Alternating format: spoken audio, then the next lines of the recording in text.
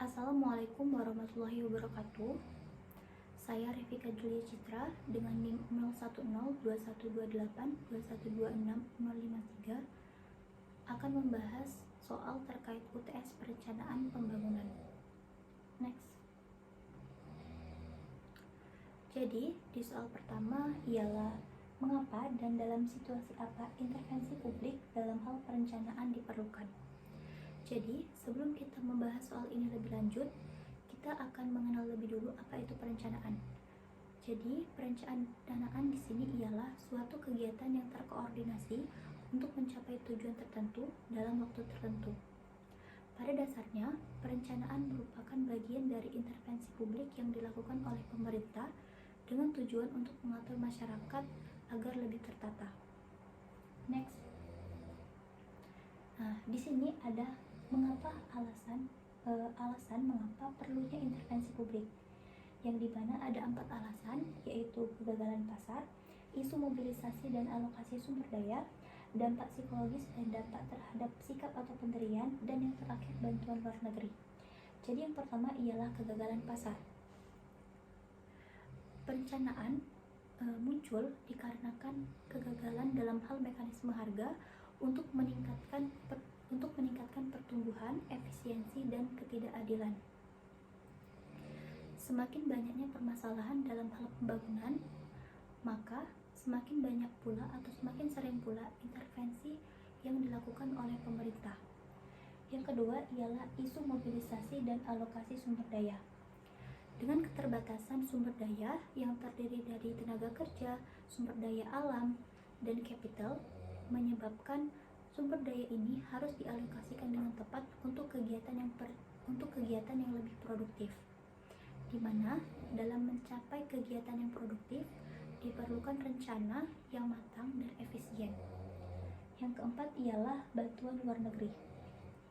Bantuan luar negeri berpotensi sangat besar dalam membantu meningkatkan perekonomian, di mana dalam memaksimalkan tujuan tersebut diperlukan rencana yang matang dan efisien serta tujuan yang terarah.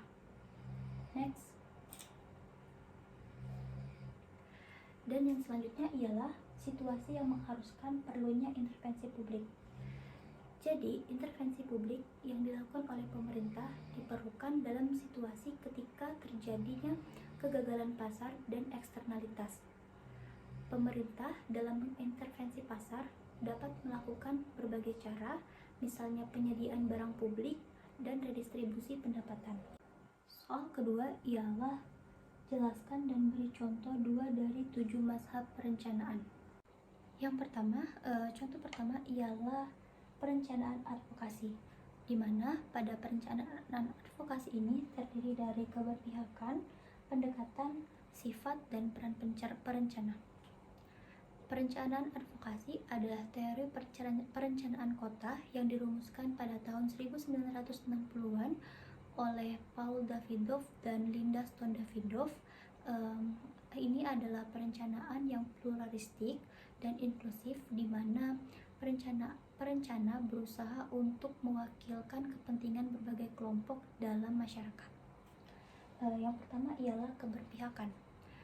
Keberpihakan dalam perencanaan ini kepada kelompok masyarakat, terutama kelompok masyarakat yang secara sosial ekonomi berada pada golongan ekonomi menengah ke bawah.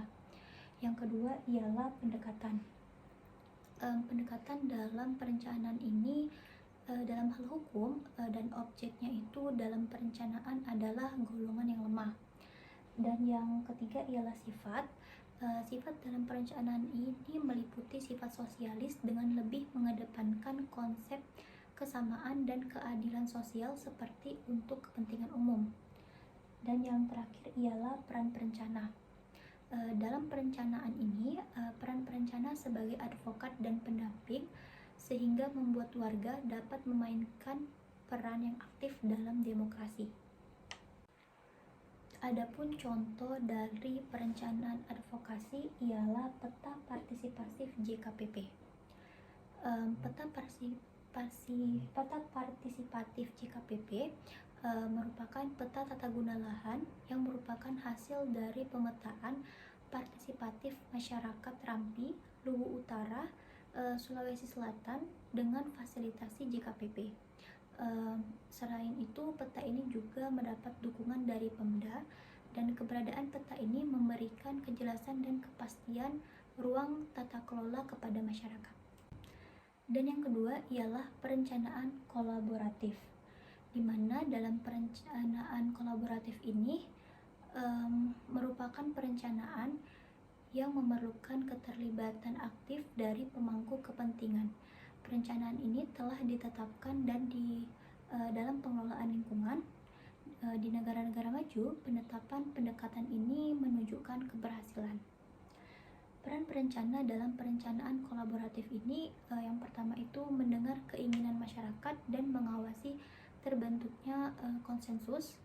Yang kedua ialah perencana adalah pembelajar dan berpengalaman dan peka terhadap upaya penyatuan pandangan.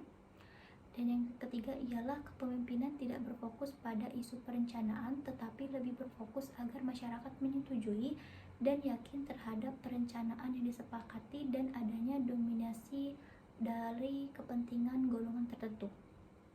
Dan contoh dari perencanaan kolaboratif ini ialah relokasi PKL di Monumen Banjarsari, di mana dalam proses relokasi PKL di Monumen Banjarsari ini terdiri dari proses kolaborasi, di mana dalam hal itu mengidentifikasi permasalahan PKL, pendekatan jumlah PKL sebanyak 989 pedagang, 10 paguyuban, dan 18 jenis barang dagangan. Yang kedua ialah membangun komunikasi dengan pemangku kepentingan. Ada dua pemangku kepentingan dalam hal relokasi ini, yaitu pemerintah dan PKL, pendekatan formal melalui konsultasi publik. Yang ketiga ialah membangun kepercayaan melalui upaya membangun hubungan. Pihak pemerintah dan PKL membangun empati. Mereka berusaha memposisikan ketika berada di pihak lain dan membangun mindset PKL sahabat Pemkot. Pada saat pendataan publik, pemerintah memperlakukan PKL sebagai sobat atau rekan. Dan yang selanjutnya ialah membangun pemahaman bersama melalui timbal balik. Ketika proses konsultasi publik, perwakilan Pemkot memfasilitasi terjadinya diskusi. Pemkot menyetujui beberapa konsultasi publik dan serta usulan PKL. Pertemuan dilakukan 6 kali. Ketika PKL sepakat pindah, dilakukan pengundian kios dan pelatihan manajemen bisnis. Itulah tadi pemaparan terkait 2 soal UTS perencanaan pembangunan. Apabila ada salah kata, saya mohon maaf. Kepada Allah saya mohon ampun. Saya akhiri, wabillahi taufiq wal hidayah. Wassalamualaikum warahmatullahi wabarakatuh.